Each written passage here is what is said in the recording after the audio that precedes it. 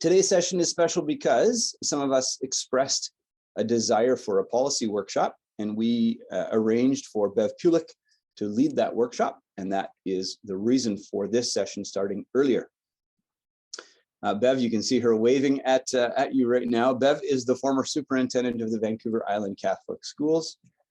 Currently, or she has recently retired, and she's doing some consulting work now in all sorts of different places and schools. She also acts as the FISA treasurer, and so I've had the pleasure of working with Bev for the last number of years. I am the FISA treasurer, of course, sits on the board and is a FISA board member representing one of the three that represent Catholic schools in BC. Bev, I'm going to not waste any more time, and I'm going to pass it right over to you. And I'm going to let you take it away. Welcome, everybody. It's great to see you and enjoy being with you here today. I'm going to jump right in. I'll put up the PowerPoint that you'll see, and don't worry about taking notes. I will send the PowerPoint off to you as well as the template. I'll send it off to Janet and Kent, and they can pass it on. So Janet had approached me and asked me to do a little bit of a workshop on writing policy and procedures, kind of the basics of them. And so just before I begin, I'd just like to say thank you and to welcome all of you. As Kent said, I have recently retired. I retired in August after 41 years in education, and I had been a high school teacher and then became a vice principal of a junior high school and then a principal of an elementary school, and then superintendent and in a couple different districts. And so anyway, it's great to be with you today. And because I live in Victoria, I'd like to acknowledge and respect the Algonquin speaking people on whose traditional territory I live and play. And also and that includes the Songhees, the Esquimalt, and Wasanich peoples on whose historical relationship with the land continues to this day.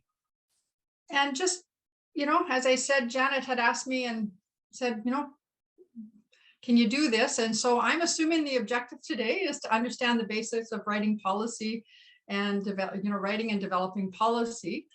So just in terms of maybe just to get going, and feel free to maybe put this into the chat. You can type something into the chat just so I have a context, some questions in regard to context, and it gives me a bit of an idea, is why did some of you want to take this webinar or workshop? Maybe you're thinking more about what do you hope to learn, or maybe you've got some questions you'd like answered about policy development. And I'll just give a minute. I'll just give a minute for people to just type something in. You don't have to, but it just gives me a sense of where people are at in terms of policy development. Okay, so lots of different ideas. Thanks. And look, hopefully, based on what's going up on there, I should be able to help you out with a good number of those things.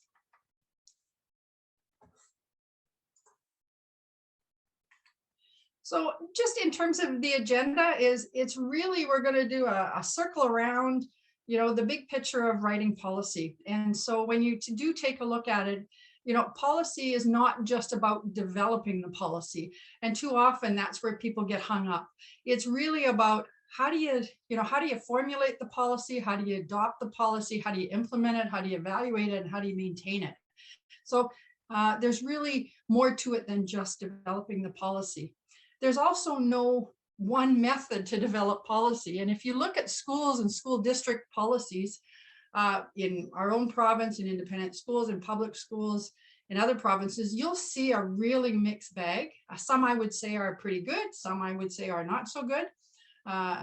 And there isn't there's not a one thing fits all. What I will give you today is just what I have found based on a number of years of working on policy. The other part is when I first became a superintendent, probably about 18 years ago now, is I took a 2-day workshop on policy development. I never thought that you could actually go from 8 in the morning till 4 in the afternoon just learning policy for 2 solid days, but I did. So I'm taking all of that information and I'm cramming it down into this next little hour and a bit. And so it really is very much a very quick overview, but there isn't a one method fits all. This is just one that I was taught years ago, and I've modified it a bit as I've gone, and things that I've learned along the way as well, developing as much policy as I've had to over the next while. So just reasons. Let's begin just with reasons to develop policy. And again, I just invite you to throw into the chat, what do you think are some basic reasons that a school would want to develop policy or need to develop policy? And there's lots and lots. There's lots and lots, but just maybe, if you could throw into the chat a few of the reasons why you think policies need to be developed. Okay, so some great ideas there, and you're pretty much bang on with all of those. These are not the only 5. These tend to land in the top 5, but there are lots of other reasons. It's really, part of it is about setting expectations so that you've got consistent behaviors, whether it's with students, whether it's with staff, whether it's with your board, and the list goes on. Some of you talked about protecting yourself. It is about reducing risk, having a record of something, and about reducing risk. Certainly accountability, in terms of, if things need to be done a certain way for a certain reason. And then, of course, safety is a big one in our schools, whether we've got bullying and harassment policies, or we've got water testing policies, or we've got fire drill policies, all those sorts of things. So there's also that whole piece around safety. And then, of course, policies themselves can be used by staff as a training. So I know for myself as a superintendent, I always sat down with new employees and I went through with them and said, here's our policy manual. Here's the key ones that you really need to pay attention to. And there's lots of other ones that you really need to always go look at first, whether you're going on a field trip or whether you're, whatever it happens to be, or if you're phoning it, if you're communicating with a parent through technology or whatever the list was. But certainly it can be used for training and should be used for training purposes. So just some things there. In terms of, I always say, write the unwritten when. When do you write the unwritten? If you've got a lot of questions coming at you as an administrator, and the questions are the same questions over and over again, you may want to think about writing some policy. Maybe you're having some accidents, whether it's work safe accidents or whether it's student accidents or who knows what, you may want to have you may recognize that, oh, maybe we need to formulate some policy and educate people. Obviously complaints, sadly, it'd be wonderful if we could avoid complaints in our schools, but that isn't always the case. And so just being able to, how do we address complaints? How do we address complaints in our schools? You may have things about finances and cost runs. How do you have some policies around how your staff can go buy products or those sorts of things? And then, of course, in schools, there's always lots of regulations, whether it's your discipline policy or hiring policy, and the list goes on. And then the other times to write policy is when there's confusion. And so those are just, and again, these are not the only ones, but these are ones to think about. It fits in nicely back up with that key reasons to develop policy. But here's some things to think about. Oh, write the unwritten when, when there are questions, accidents, complaints, etc. If you're coming up, there are some times to leave things unwritten. We often think, oh, we got to put that down in writing. There are things actually, sometimes policies are written and they shouldn't be.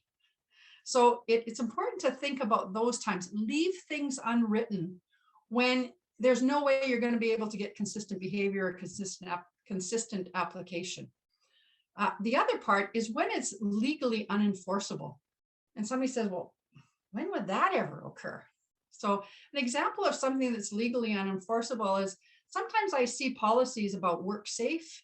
Sometimes I see policies about severance, and they actually are in opposition to what is required by law. So it's really important that you don't create a policy that actually goes against what is required by law. So just, to keep some things in mind about not everything needs to be written down. Some things actually should not be written down. There's common types of policies out there. They tend to fall into 3 common areas, though, within these, there can be sub branches, but a lot of policies end up around personnel, around hiring, around firing, around benefits for staff, around students, around student admissions, around, and so on. So there always can be things, obviously there's always a good chunk of policies that relate to personnel. Then there's the other side of the operational side of things, and that's the things like our fire, emergency drills and all of, and that actually also overlaps into health and safety. But there are things under the operational side of things. And so some examples, I know in the system that I worked for, we had some policies about developing our school calendar. When the annual calendar for the year had to be developed, and who had to approve it, and when did it have to be submitted by, and all that sort of stuff. And that would have been an operational one. Even things like appointing, how we would appoint our accountant. We had a policy on that, those types of things. And then there's, of course, all the health and safety ones, which there's lots, tends to be for schools. That's everything from your emergency drills, things like that, anaphylaxis policy, all of those sorts of things. So, and there are overlaps. You can't just say, oh, this is just personnel or just health and safety. There's lots of overlaps that go back and forth. But within any of these, sometimes policies fit under the topic of governance or foundational policies or administrative policies, or, but even those ones tend to land within these three. So just something to think about as you're developing policy, do they where does it land? So just a suggestion. So then the question becomes, what is a policy? Okay. And at the end of the day, it's a management decision. It's and in our case, we're all in schools. So it's the school's decision or the school's official position to something. And if you think about it, it's the what. Okay. And we're going to speak a little bit about, somebody asked the question about what's the difference between policy and procedures, and we're going to get to that. But, but the, full document you can typically see, and we'll get into the policy statement as well. But that whole idea is, it really is, what is the school's official position with something? What's the school's official position when it comes to parental complaints? What's the school's official position when it comes to student discipline? What's the school's official position about suspensions, about early admission? A child that maybe is going to enter, before there's any funding available. So all about special ed, the list goes on. So what actually is the school's official position? It's intended to determine decisions and actions. So whatever that official position is, should determine other people's actions or decisions. So it might be, what are the actions of the principal going to be, or the decisions of the principal? What might be the actions of the board, or the teachers, or the students, or the parents, and so on. So, and sometimes these policies also, a policy becomes a management's position because of a regulation or a directive, and that we're told we have to adopt. And somebody says, well, when does that happen? And the ones that are obvious to me is, sometimes we get told by the ministry, you have to have a policy on, and we've all seen that. Every time the inspection catalog comes out, we get a few surprises sometimes. But sometimes we have to adopt a policy because we're told to adopt it by an outside agency. WorkSafe BC, there's some ones there that we don't pay attention to very well, particularly in independent schools. And so, there are some policies that other agencies tell us we have to develop. We can develop what works for our particular school, our particular philosophy, but we are told we have. The water policy as example is one, water testing. We were told we had to have a policy on that. So just keep that in mind as you're doing. It's your official position as a school. It is going to drive decisions and actions of people that work within the system or are associated with your system, or stakeholders in your system or your school. And sometimes you actually have to develop policy because somebody's told you to. So based on that, I'll take you into, and like I say, this next part is, what are the elements of a policy? And this is not the only way, as I said that. So please don't take this as, oh, well, gee, I've seen other ways and I've seen other languages. That's okay. This is just This is a fairly common framework. It's an easy framework for schools, particularly if you don't know a lot about policy development. And then I'll go into each of these in detail as we work through, but typically you'll see a header, that's not unheard of. You'll see a rationale. You may see a scope. You'll notice I put optional in behind there. Interestingly enough, it should have a policy statement, but I'll be honest, I see a lot of policies that never have a policy statement. They jump straight into procedures. So for those of you that asked that question about, is policy different than procedures? Yes, it is. Okay. The whole thing could be the policy development, but there is a policy statement, which is your official position. Definitions are often in it. And then footers and appendices, and I'll kind of go through those. Sometimes they aren't even in that order, but that's a fairly logical flow. You'll sometimes come across other words that you'll see other schools or school systems using it. They might use the term philosophy or standard or process or regulation, and like I say, these tend to be the common ones, and they tend to be the ones most applicable to schools. Okay. The key is whatever you do use, it's important that you follow a consistent model. Too often what happens is, and we'll get into some of the pitfalls, somebody asked about pitfalls, is I'll have one policy written this way and another one written another way and another one written another way. And it becomes very confusing for the employees, becomes confusing for parents, it becomes confusing for the principal that's going to follow you potentially, and so on. So, something to keep in mind on that front is, this is a fairly simple way to go with it. And I'll send you a template in this regard. And I mentioned just as we go, I did fail to mention at the beginning, but feel free, if you have a question on any particular slide, just drop it into the chat. I've got that open on my other screen, and I can try to answer it as we go if we do come across anything. In terms of what I'll do is, as I said, there's kind of your broad, and you'll see it goes across and comes back and down again. I did it as a drop, and you can do it as a circle. I mean, it doesn't matter. Lots of different formats, but in going into each one, just a little bit, is that first one in the title. So I'll just go through each one in particular. And so your title is whatever the name of your policy is going to be, and you want to make it simple and easy to understand. You don't want something that people can't quickly, there's nothing that's more frustrating a parent's looking for a policy or a staff member is, and the title of the policy makes no sense to what the policy is. So if we're talking about bullying and harassment in the workplace, and it's about employees, bullying and harassment in the workplace, or bullying and harassment employees, which is different than bullying and harassment with students. Very different, and they actually have they should have totally different regulations to them, though a lot of schools tend to put those two together. So anyway, but you want to make it within that kind of title, you want it, the name of the policy, make it simple and easy to understand. Quite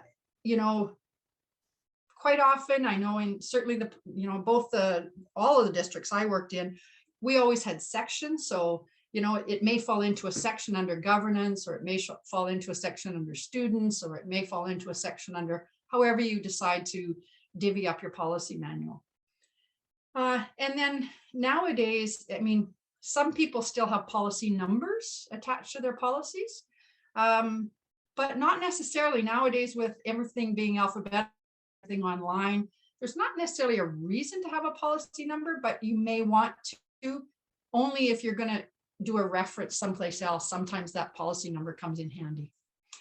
Typically, obviously, it makes sense. You should have it on have your school name on it somewhere, the policy and the logo. And I tend to put that right up front, just put it straight up into that header.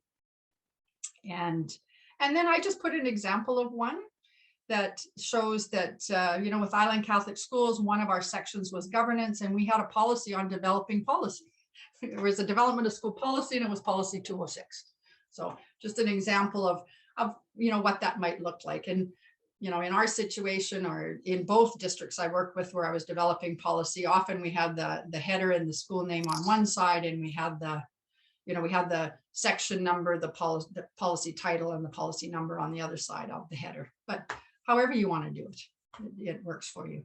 Okay. So that's that very first piece. Okay, we got to do a policy on whatever it happens to be. In this case, developing school policy. So then when we get into the purpose, the next piece is, why do we have the policy? The purpose of the policy. So purpose is your kind of your brief introductory explanation as to why is it that your school has developed this policy. Some of the organizations, they'll use the term objectives or rationale or preamble. I have to be honest, I tend to use the term rationale. That's my preferred one. Some people prefer purpose. You know, up to you. It would not be uncommon, something like the water testing policy that we were all required to do as, you know, as part of the ministry. Of course, the rationale behind it is we want water to be safe, but it was also that we were requested to do it by legislation. So you may, in that rationale, include a reference to legislation. And you may include the value of the policy about when it's followed and what are the consequences if it wasn't followed. So those are some things to think about as you before you even decide what your policy is why do we have to have this policy? Okay. And oh yeah, and thanks, Jerry, for that question. Yeah, I'll talk about that closer to the end about examples on how to organize policies. Yes, and I would say, yeah, there are some. That's one of the pitfalls, actually, is schools don't have them organized very well.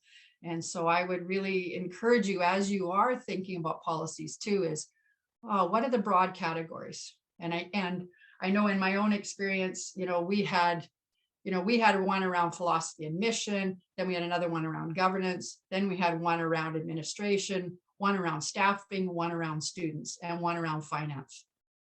You know, so, and buildings. So, you know, you can start, and there's lots of different ways. It just depends. Are you a little single school, or are you attached with other schools? I've always been a superintendent of multiple schools, you know, so we all followed the same policies. So we tended to group them according to what worked for us. And I do think it is beneficial to sit down and think about that. And there is some overlap between some of them. Jim? In terms of an example around purpose, I just, you know, I've got one here for you. So this is about, you know, when we moved into the pandemic, one of the things that WorkSafe asked us to do was to think about working remotely in safety. And so, you know, one of the examples of a purpose for why would you have a working remotely school policy? You know, I worked on one when the pandemic started, but the rationale behind it was this reason. You know, remote work may be required or permitted due to health or environmental reasons, such as an issue with the building, or no one's allowed to enter it for one or more days, or the Ministry of Health is encouraging social distancing as part of a pandemic, or it's important to ensure that remote work can be accommodated in a safe and secure manner. Because we certainly discovered sometimes people weren't working at home safely. And actually sometimes their technology was not in such a way that it was protecting confidential information, because they were using a shared computer with their spouse and everything else. And so, you know, there might be good reason why you should have a working remotely policy.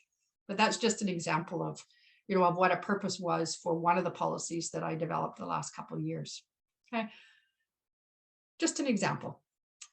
So you've got the header that says a policy name, the number, you know, section in the policy manual potentially. Then you go on to purpose, which is your rationale. As I said, I tend to like to use the word rationale.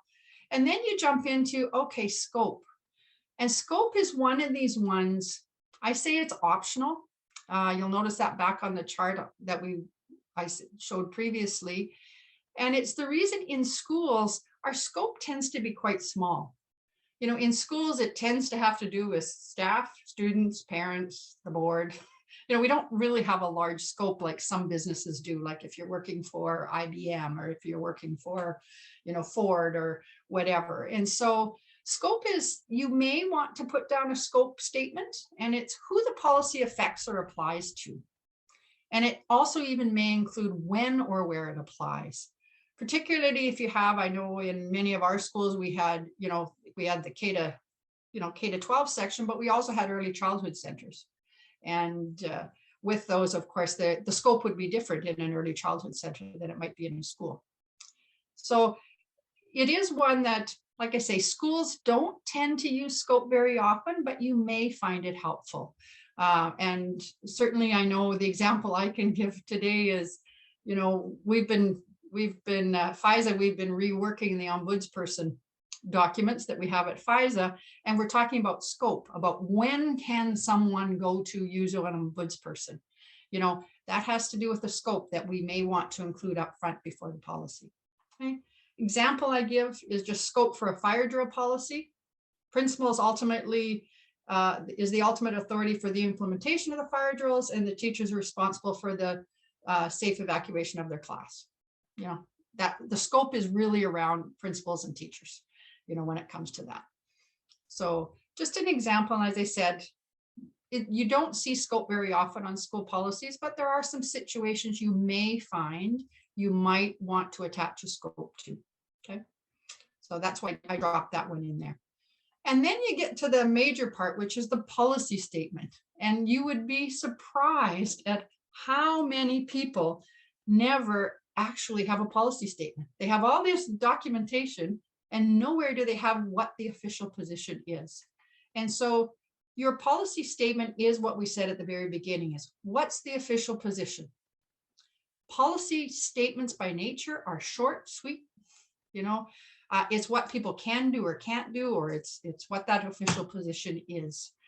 So example, the working remotely, our board decided that yes, there were times, so we had a statement that you were authorized to be able to work at home under these conditions.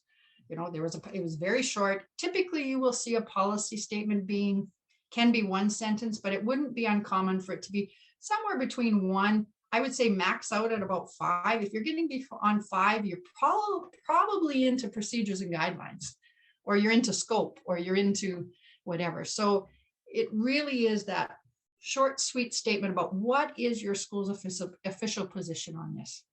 Okay. So this is where you really need to think about the wording.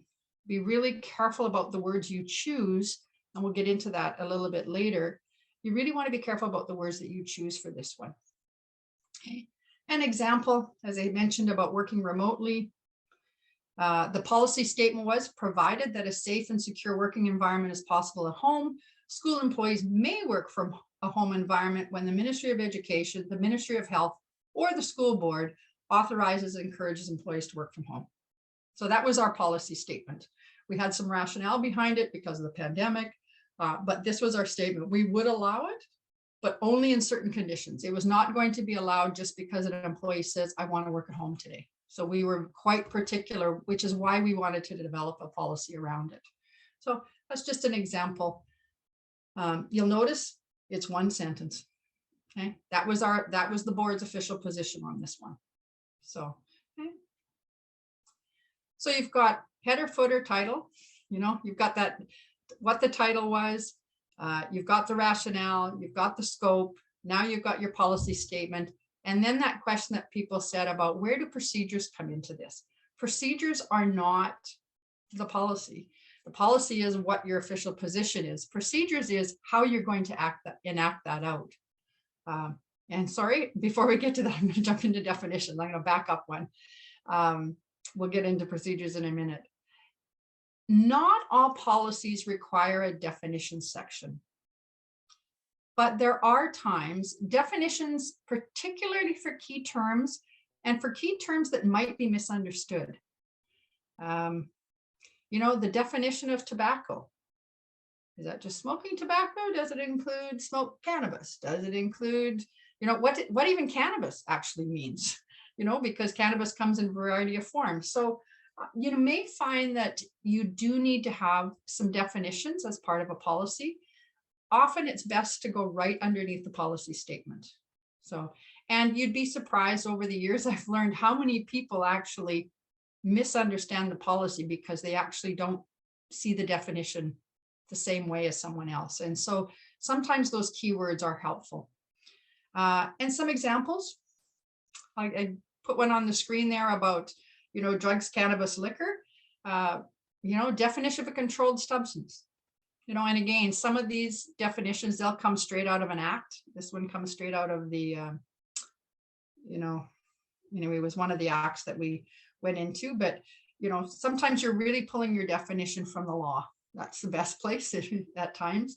So these were two examples that I can give you of definitions that were showing up in a drugs, cannabis, liquor policy. One was a definition of controlled substances, referred to cannabis and illicit drugs. Of course, we also defined illicit drugs and we also defined cannabis. So because we had to in that one. Natural justice is another one that shows up in an appeals policy, a suspension policy, or whatever. But sometimes you'd be surprised how many people would maybe have different thoughts about what natural justice means. And so there's just an example. It's defining it relative to that policy. It includes principles of procedural fairness, ensuring a fair decision is reached by an objective decision maker. Okay. So policies, so again, back to the beginning, you've got your title, you've got your rationale, you've got your scope, you've got your policy statement, you've got your definition. Now comes what I call the biggest part, which is that procedures or guidelines, and I'll go over the difference between the two.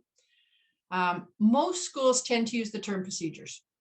Okay, some people like to refer to it as regulations, which is okay if that's the word you prefer to use, but it's really that step-by-step actions. How is it that you're going to ensure, if you've got a policy around, a bully-free work environment, then how do you ensure that that policy is getting followed?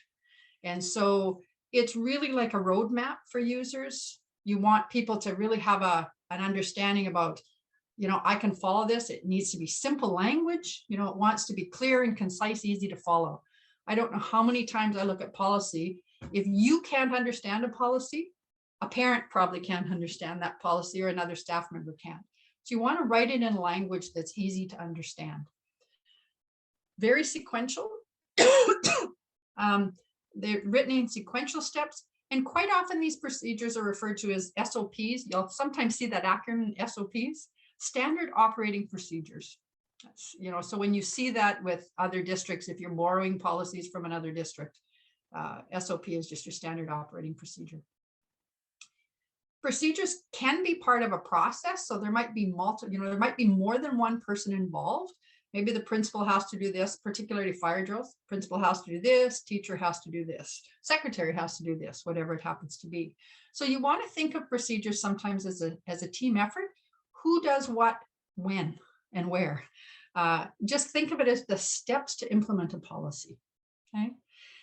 Procedures, I would say, are what we are saying people should be doing or must be doing.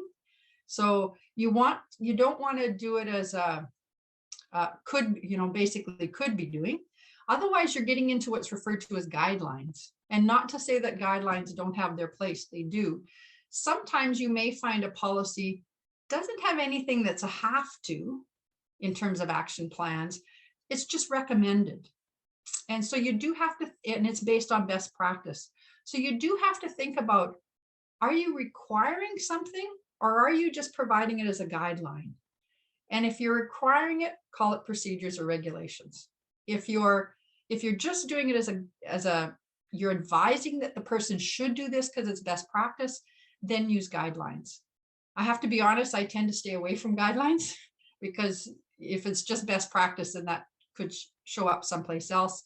Some schools you'll see they'll put procedures and guidelines as the title. That's up to you too. You may want to do that as have the piece that you have to do, and then have stuff that's advisable after that.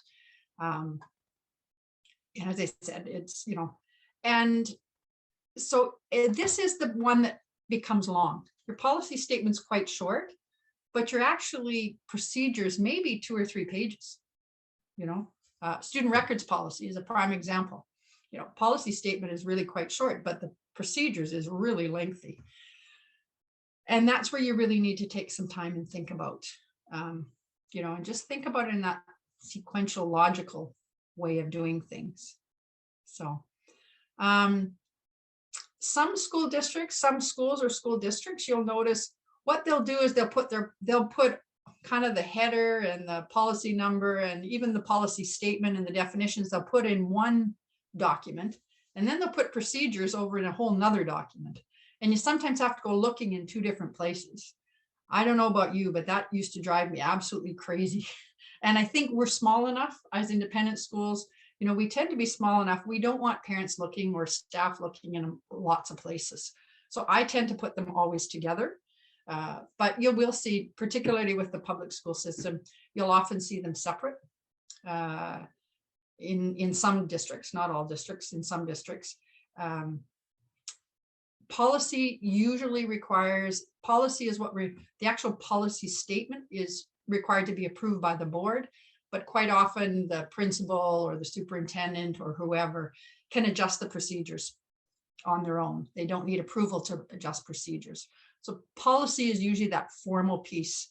That policy statement is usually that formal piece that needs to be approved. Your procedures typically, you know, a principal could adjust on their own if they wanted to. And again, it depends on what regulations you have around for policy development. Okay. So following procedures, and there just some examples. I like I say, this one takes up a fair bit of screen part, but just an example of a procedure. This was one around fundraising. You know, lots of schools have fundraising, and you know, this is just one that came from a policy. It was a fundraising policy, and so there was some rationale about, you know, there's some rationale about fundraising that we needed to raise funds for extra things, but then there was a policy statement that the board supported fundraising, you know, for whatever it happened to be. But the procedures were quite clear, which was the principal was responsible for approving and monitoring all fundraising. The number of projects should be kept to a minimum. The board was quite clear. They wanted them kept to a minimum, and where possible, they should be planned in advance on a yearly basis. And a list of the yearly fundraising activities should be approved by the school board. If the project was larger than over $5,000, then the board was to be notified with the following information. So this was not a long policy. There was a short rationale, a short policy statement. There really wasn't any definitions that needed to be had on this one. And the procedures in this case were quite short. So again, just an example of what would follow up: policy, definitions, policy statement, definitions, and procedures, or in guidelines. And you'll notice I called these ones procedures because it's not guidelines. It's not that it's optional or advisable. It's have to. It's regulatory. So therefore it would be called procedures. Okay. And then you get down to the footer. And sometimes this is the piece that is lost. It's amazing how many schools do not put this in, and I'll go over some rationale why. It has to do with kind of, when did the policy get approved? Who approved it? Has it been revised? When did it get revised? And does it cross-reference to some other documents? And there's two parts. There's references and cross-reference. Reference refers to external documents. So things that might be a WorkSafe BC document. It might be a, you know, the emergency response plan that the ministry puts out for schools and school districts. Something that's external to your school. Cross-reference are things internal to your school. So things like, you know, maybe it cross-references over to another policy. You've got a discipline policy that cross-references over to an appeals policy, maybe. So something to consider, and it's, you know, helpful to sometimes, and lots of policies don't have any, I'll be honest. You don't always have to have a reference or cross-reference, but sometimes that's where it's best to place those. And then you'll notice in this one, it doesn't say who approved it. And mainly because in the system I was working for, all policy was approved by the board of directors. So we didn't need to keep listing board of directors, board of directors, board of directors. But some schools do have policies that can be approved differently. You know, that the board approves these types of policies, but maybe the principal is allowed to approve these ones. So it's up to you whether you want to put who it's approved by. Definitely worthwhile to include the date that it got approved, and you'll see why in a minute when I talk about the legal side of policies. And then if there's been revisions, this is an example of a policy that hasn't been revised. It was developed in 2017 and hadn't been revised since then.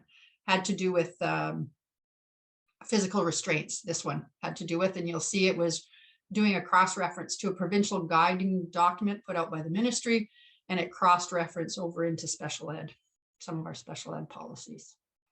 So some people like to actually have this at the top with the header. So you don't have to stick this at the bottom. I have tended to stick it at the bottom a lot of, and I would say you'll see as many schools that have it at the bottom as at the top. Some schools like to put it right at the top with the policy title, with the policy title and number, and then they'll put right away, when was it approved, when was it revised, and are there any references, and maybe the references and cross references they'll stick at the bottom. So up to you where you put it, but certainly something that you want to make sure that's included either in the header or the footer. I tend to put them in the footer kind of after a policy has been approved. Oh yeah, let's drop these in.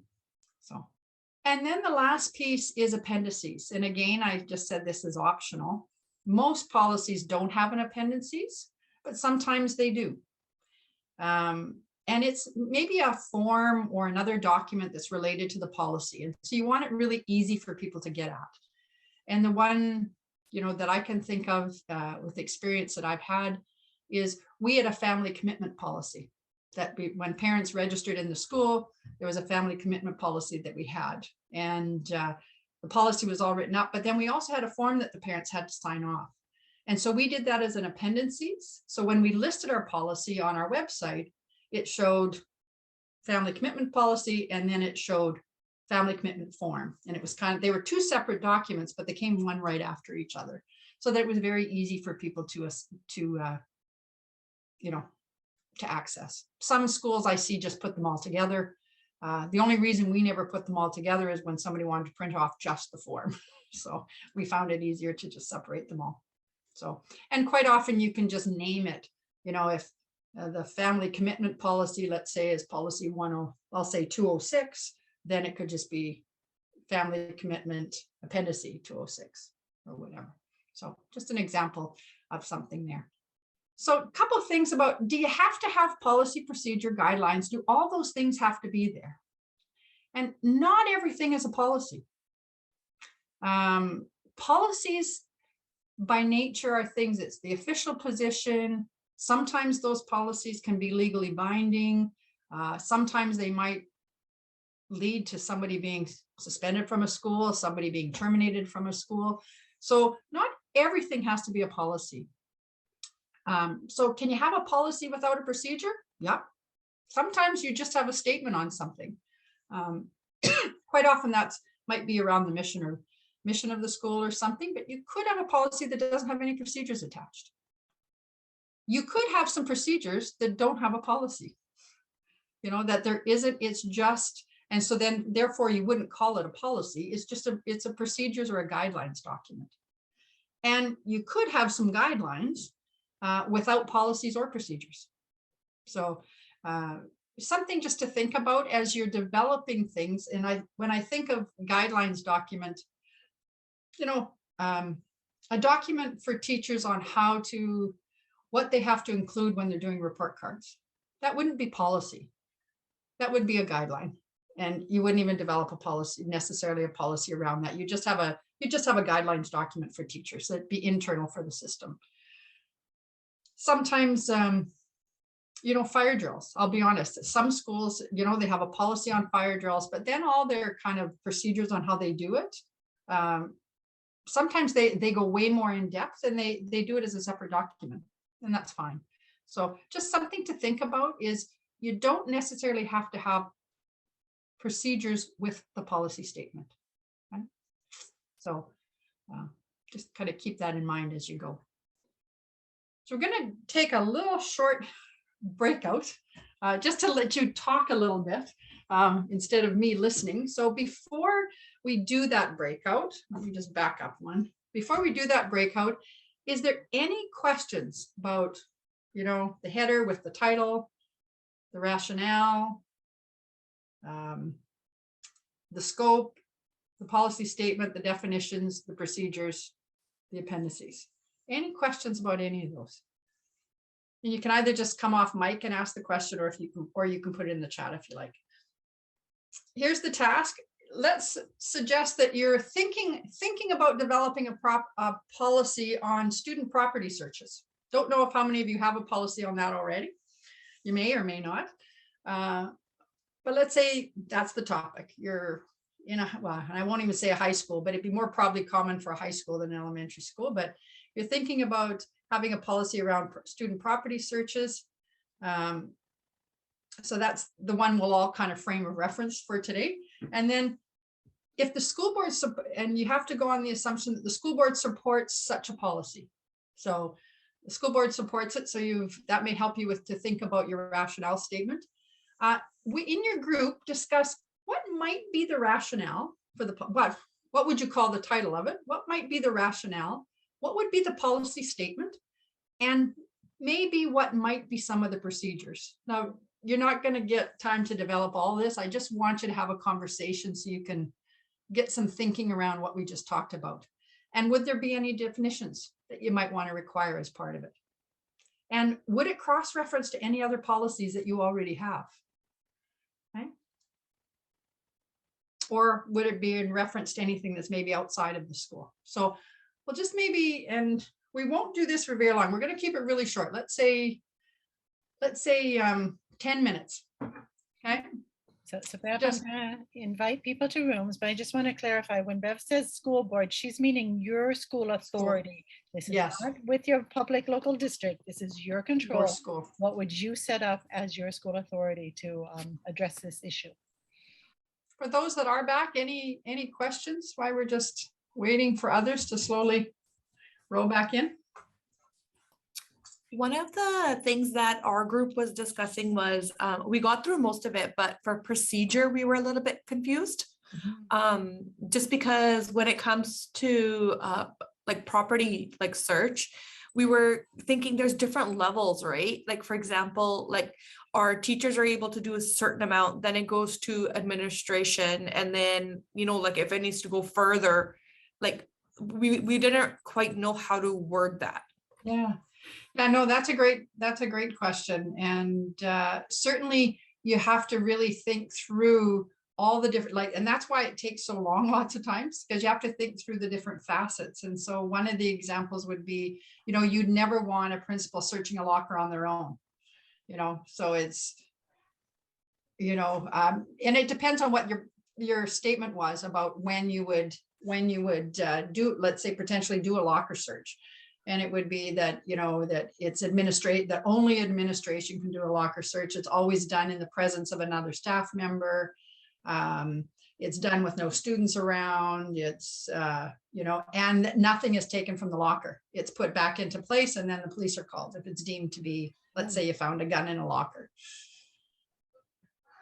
And what you do is, and so even the steps of it, and some of that comes straight out of erase.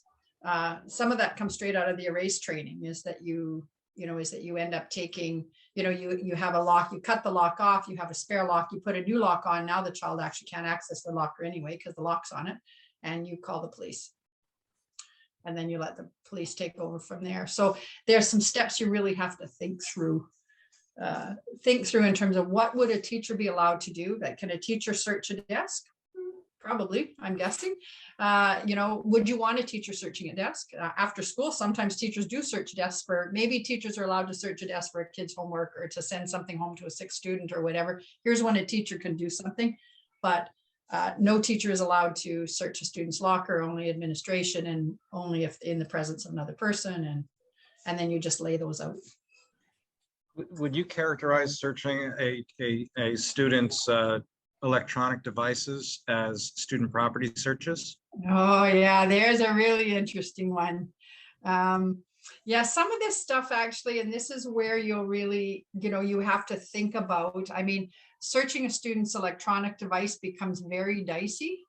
And that's where you actually may really have to think about what your policy is on that front. Typically schools would not necessarily do that. Number one, because the kids often have it on them.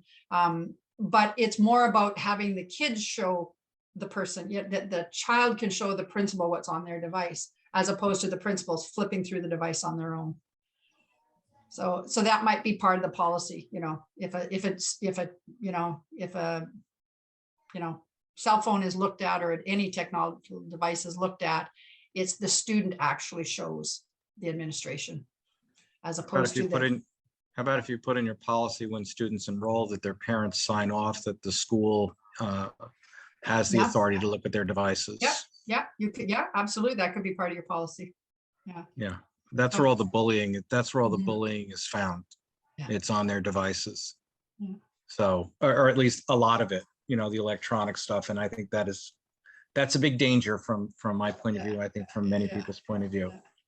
Yeah. Okay. And the intent today was not that we would resolve this one. I just thought of this is a topic that creates good discussion. I thought I would just throw at you I know some people around the table were saying, oh no, I wouldn't have a policy on that at all. No, we'd never do a locker search. Of course, if we've taken the erase training, there are times you'd want to do a locker search potentially, or backpack search or that sort of thing. So, you know, I think of times whether it's been a knife, a gun, thought of a bomb, or whatever. And Mhm. you know, there are sometimes situations that you do need to take a look, and there are other times where you need to be calling the police. So yeah, so we weren't going to resolve it today, but I did want to throw it. Did it make sense for everybody? Did it make sense, kind of the concept of rationale, scope? You know, in scope in this case might be only administration does searches. That might be the scope on this one, potentially, or teachers can search this, but principals can, you know, administration can search this.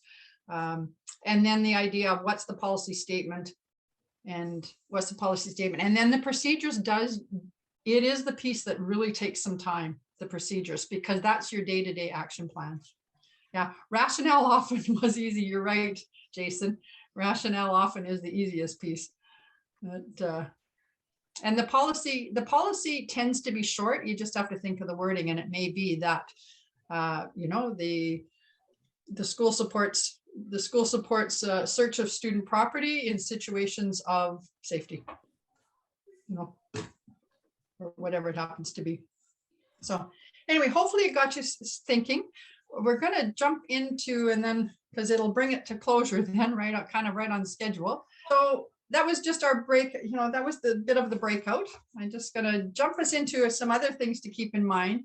I will send this off to you. This is just a suggestion. If you don't have a template and you want one, here's one that's just a possibility. You've got, and it's all just based on what we talked about. It's got your logo and that on the front side. It's got your title, policy number on the other, rationale, scope I put optional, you know, policy, definitions, and procedures.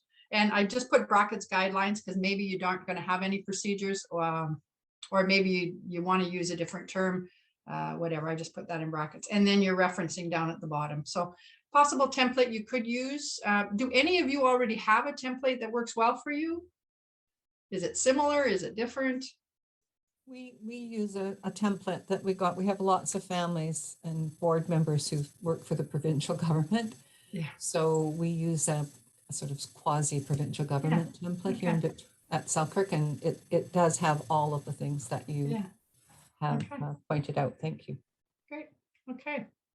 So let's jump into just, you know, some things to keep in mind when you're writing policy.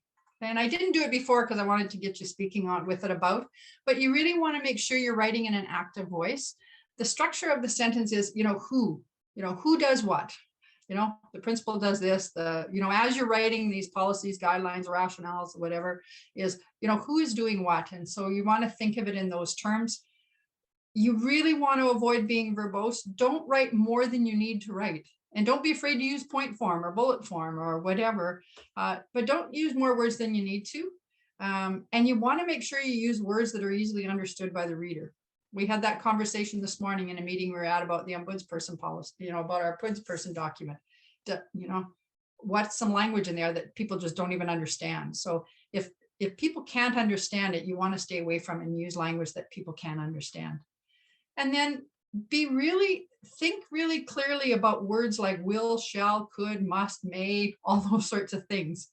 If you say the principal will do this, there's consequences to that, or students will do this, or the teacher will do this. It has consequences, and it tends to be avoided in the policy statement. A policy statement is about your position. It's not about what somebody's going to do or not do. Those are okay in procedures, but typically not in a policy statement. So like when we talked about just a minute ago about student search, the board supports student searches in situations where it doesn't say the principal will do a search. It just says they support a search. So you have to think about the language when you're doing that. Words like shall, they're good to use. Words like could tends to land into a guideline. And so words like could, you may want to avoid unless you're sticking into a guideline. But if you're putting it into a procedure, if procedure is what you're supposed to do, then could maybe is not the best word to be using. And then thirds, words like might, may, can, ought, again, they're good for procedures or guidelines depending on whether it's mandated or advisable. So just some things to keep in mind, when you are writing, stuff. Some pitfalls. This is some common pitfalls that you will see, and I certainly have seen it in, as my years of, even where I've seen my, policies that I've worked on that have, maybe had to be rewritten, or policies I stepped into a new school or a new district. In my case, I moved from the Catholic schools in the Okanagan and the Kootenays to the Catholic schools on the island, and just you come into a new place, it's got policies, you go to a new school and it's different, and it's like, ooh. So if you have policy procedures that has lots of exceptions, that's a problem. Then you probably need to rewrite it or not have it at all. If it's too long or too verbose, which we just talked about. If they're inconsistent, you have something written in your staff handbook, but it's not actually the same as what's in your policy. That is obviously a pitfall. We talked about unenforceable, something that's required by law, and you put something in that's totally opposite to that you can't do that. So, or things that are too general. If it's too general, it's really, what's the point of having the policy in the first place? Okay. And I just put a little thing at the bottom of this one. It's not really a pitfall, but I really do suggest that you number the pages. Lots of times I'll see a policy and there's no pages numbered. And quite often a good practice is to do that. The policy is, this page is 4 pages. So one of 4, 2 of 4, 3 of 4, 4 of 4, as opposed to just 1, 2, 3, 4. Because that way then a person has a sense when they look at it, oh, this document is 3 pages long. There should be 3 pages, particularly if somebody has misplaced something. So nowadays with electronics, that doesn't happen quite so much. So, so these are the common things that would lead to, when there's misunderstanding by employees or students or parents for that matter, it's usually for these reasons. There's too many exceptions, they're too long, too hard to get through, they're inconsistent, they can't be enforced, they're too general. So just something to keep in mind. So everything we've done up to this point is about actually developing the policy. So that formation part, but you can't just form the policy. Once you've got it formed, all the, the policy statement, the guidelines, all that, procedures, whatever, you need to adopt the policy. And so, we only just barely started on that first piece, which was discuss a draft policy with the key stakeholders. So if you're developing a new policy on what we just talked about, let's say student safety searches, or searches of student property, you might want to have a conversation with your staff and get a sense of where they're coming from, or, for your school authority, get a sense of where they're coming from. A lot of your school authorities have a lawyer on it. You can have a conversation with kind of key people. So when I say a board there, as Janet pointed out, I do mean your authority. In my case, they were always boards, so I just called them a board. So you want to have lots of conversation, much like we just started. What would be the reason for us having this? What would the policy statement be? Whatever. have those conversations and take some time if you're developing a new one. Then create your draft and circulate it out. You know, create a draft, share that draft, revise that draft, maybe have a lawyer look at it if it's one that's complicated enough you think a lawyer needs to look at. Lots of times somebody else already has a really good policy, borrow one. There's lots of schools out there that have policies. I know when I inspect schools, I often say, just go online and grab a policy from another school and then change it to meet your needs. So don't be afraid to borrow policies that other people have written because they've probably spent time developing them. So, and as much as, you know, all of the 5 Catholic districts here in BC, we all had our policies online. So they are easy to access if you're looking for independent schools in BC. Lots of other independent schools don't post their policies online, but the Catholics tend to. So if you're looking for any, you can typically jump into Vancouver Archdiocese, or you can jump into the Islands or Nelson's or Prince George or Kamloops and grab a policy. That might help you out if you're looking to develop one. And then, you know, you have to present it to your authority, present it to your board for formal approval. I've seen it happen sadly too often where it gets dropped in at a meeting and it's expected to be passed right away. I would really encourage you, take it to your authority, give it to them 1 month, let them chew on it, and then approve it the next month. Don't, too often they get approved way too quickly and then you're going back to square one sometimes. So often best to give it to your authority to approve 1 month, and then you can actually vote, they can vote on it the following month. So after you've adopted the policy, so okay, we've developed the policy, we've adopted the policy, now you've got to actually implement the policy. And so, you know, policies and procedures, they're absolutely useless unless you make sure that people understand them. And in most cases, it's the employees, but sometimes it's students, it's student discipline, or it's the, you know, and we all had to do the cannabis policy or the vaping policy, you know, obviously that would have been something we would have wanted to talk to students about. So present newer revised policies, you know, at an employee meeting, maybe a staff meeting, you're going to present it to the staff at, maybe if it's students, you're going to present it at a student assembly. You know, distribute any changes in policy. I know, again, depending, you know, some schools have their policies on a shared drive or Google Drive. Others, I know in my case, I often used to just email staff and say, there's a new policy on the website, please check out the changes, you know. And then, of course, they talked about it at a staff meeting. Incorporate it into employee training. When you hire new people, when you hire new staff members, do they know which policies are really key? Do they know how to access policies? You know, so often include them into, you know, employee orientation sessions. And are your policies all in one place? Too often, I know for myself, is when I visited schools, they got one policy here and another policy there, and they're just all over the map. And somebody asked the question, how do you organize your policies? Well, you could organize alphabetically. But you may want to organize by the categories of operational, safety, etc. Or you may want to do it by governance. But however you choose to do it, you really want to have some logic to how you develop your policies. And if you are going to use numbers with your policies, I would suggest that, let's say, you know, governance is all the 100s. Administration is the 200s. Staff is the 300s and so on. That way you always have room to add policies, you know. So you've got, rather than just always making them 1, 2, 3, 4, 5 and numbering them from there, as I would tend to do them in sections and give it a 100, 200, 300, 400. That way you've got lots of room to add policies within a certain category. And the other part is to make sure they're transparent. Do parents have to come asking you for a policy? Nowadays, most policies are online, whether it's in the parent portal or staff portal or school portal. Others just post them publicly. And there's lots of debate whether you post publicly or not. It's very transparent if you have them on your website. And you'll see lots of school districts, their policies now are very public.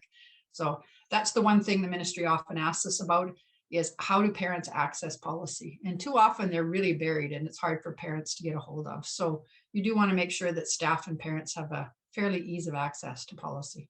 somebody asked about, instead of having hard copies of policies, can you list them on a website? Absolutely. In fact, I would prefer, that's actually the easiest way. And then you're not sending stuff home to parents. You just have it on your website for ease of access. We don't have much in the way of guidelines, and you're right, that are addressed in your parent handbook. Your parent handbook just may link over to wherever your policies are. A parent handbook often doesn't have a lot in it, but what I find in most schools, the parent handbook often is a cut and paste of some of your policies, some of your key policies. So, but if you are including something that's policy in your parent handbook and you name it as policy, then you want to make sure that's clear for parents that this is policy versus something else. Just some common pitfalls, things to if you get parents or students or staff resisting policy, goes back to a little bit about, things that they maybe just, they're not understanding something, or they're frustrated, there's a lack of comprehension, then that will lead to resistance. If people can't understand the policy, people will resist the policy. If there's inconsistent application of it, you've got one teacher doing this, another teacher doing this, the authority does this principal did this, the next principal comes in and does it another way, that will run you into resistance again on a policy. So you want to make sure that, things like lack of comprehension, lack of consistent application, or people just refusing to obey it and nothing's done. Those are things that really lead to people wanting to resist following policy. So the three that are indented really kind of apply to all of the above, that when there's a lack of comprehension, then often that leads to the fact that there is nobody really paying attention, and there's no accountability, or there's no follow through, or there's no consequences. So and that's the same for those other ones. What do you do with a staff member that refuses to follow a certain policy? Is there any consequences or follow through on that? If there isn't, you start to run into, and it also impacts school culture. So some things to keep in mind about some pitfalls around policy. After you've kind of, you've implemented policy, then let's say you've got a new policy you've developed, then you've developed the policy, you've adopted the policy, and you've trained the staff on it. You really can't just stop at that point. You really have to stop and think about the evaluation of how it got implemented. So you want to monitor it for a while. And I would say monitor it for a good 6 months.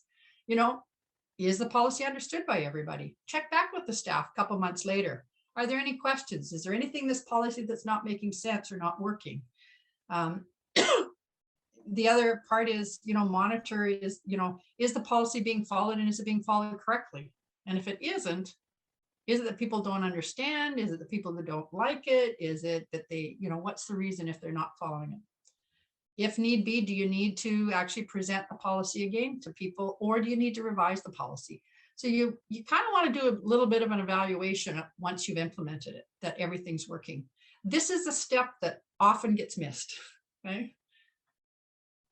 And then the last piece is really that whole idea of policy maintenance, which is, and again, schools too often, they've kind of done the first 4 steps and then it's just put on the back burner, and the policy is not looked at for the next 20 years and it gets out of date. So you do want to review policies on a regular basis, and when you're working with policies, you want to pay attention to, are there things that people are frequently misunderstanding?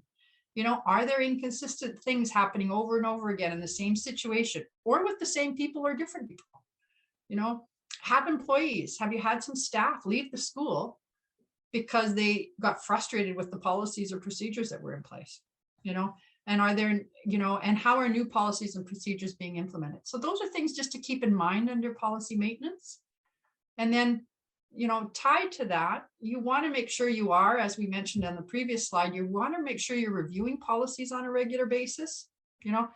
I came across a policy the other day I was looking for, and it's so out of date, it really should be scrapped because nobody was following it, including myself as the superintendent.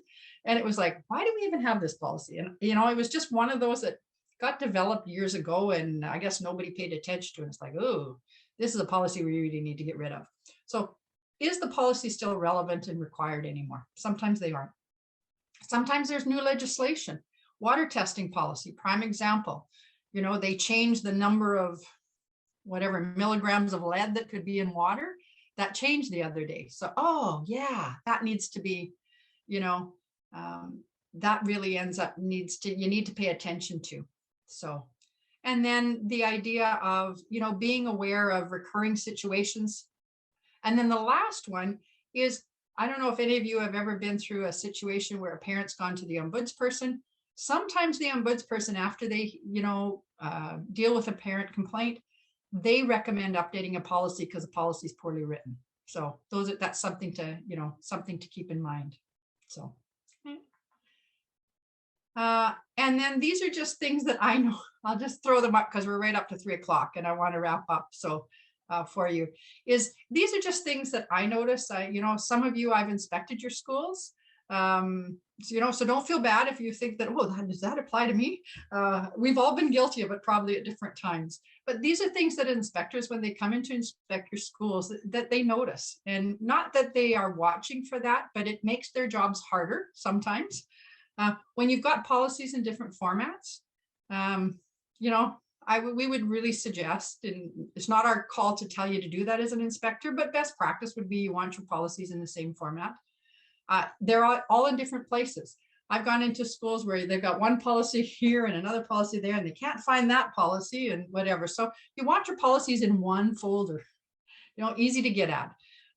You know, and lots of times policies aren't centrally located, or there's been a change of administration. And you get a new principal comes in and they can't find the policies, and and then they're starting over from scratch and whatever. So just be aware of where those are, and is there somebody kind of the keeper of the policies, and really pays attention to that. Other things that we see as inspectors is people that copy and paste from someone else. Okay to do. I often say, you know, I can send you a policy. I've got a policy on that. I'll send it to you. But make sure that if you are going to copy and paste, make sure you change the logo to your school, your logo, your school name, and maybe there's some things in there that need to be tweaked because it really doesn't suit your school. So you want to make sure you do that, because lots of times I'll look at a policy for a school and it's not even the same. It's not even the right name of the school on it as an inspector. I'm thinking, oh, you must have borrowed that from somebody. So just make sure that your policies are correct. You know, if you're borrowing from somebody, make sure you update them. The other one also has to do with the FISA templates. Too often what happens, people take the FISA template and they just, oh, there's our policy. No, that's just a guiding document. And it's just a template, keyword template. You still actually have to add your school name in, your school logo, take out the parts that don't apply. You know, example was the cash payments policy that we all had to create, I think, a couple of years ago. A lot of people just used it verbatim, which was fine. But I don't know, there were lots of schools that's like, oh no, we're not letting our secretary take in more than $500 in cash. You know, they had to adjust it because they had a different philosophy on that. Okay. Lots of times as inspectors, we'll see multiple copies of the same policy that are all slightly different. That's a problem. So you want to make sure once you've updated a policy, you want to make sure you archive your old policy. So I always had in my electronic folder here's our policy folder. Here's all of our policy 100s. Here's our old policies. Here's our current policies. Here's our draft policies, and folders for each one. So you want to be organized with those. Other things as ministers, inspectors we see sometimes is someone from outside the school. And when I say that, I mean, typically it's somebody on your authority. They do a review of a policy and they actually change a policy, and it actually doesn't reflect what it is that you're supposed to have. Like the ministry's got some requirements on some policies and they maybe just aren't aware of it. So you need to be careful that if somebody else is doing your policy revisions besides yourself as an administrator, that you want to make sure you take a look and does it still contain what's required, particularly for those ones that require ministry. Okay. And then we see lots of policies. I got to say, over my 20 years of inspecting schools, policies that don't match what's in handbooks. Handbooks say one thing and the policy manual says something else. So you want to make sure those marry up. And last piece here is you always want to keep a copy of the old policy on file. Whether it's electronic or paper, that's up to you, because you don't know that you might not get into a legal case years later. If you have a student that was injured, they actually can come back at you as late. Let's say a student gets injured when they're 10 years old. They've got until age 21 to come back. So 2 years past the age of 19. And if there is something that relates to a policy, the legal side of things, they'll look at policies that existed at that time. So if you've revised a policy 4 times in the last 10 years, you know, if it goes to court, they're going to want to look at what was the existing policy at that time. So you never want to just throw out your own policies, archive them with a date, okay?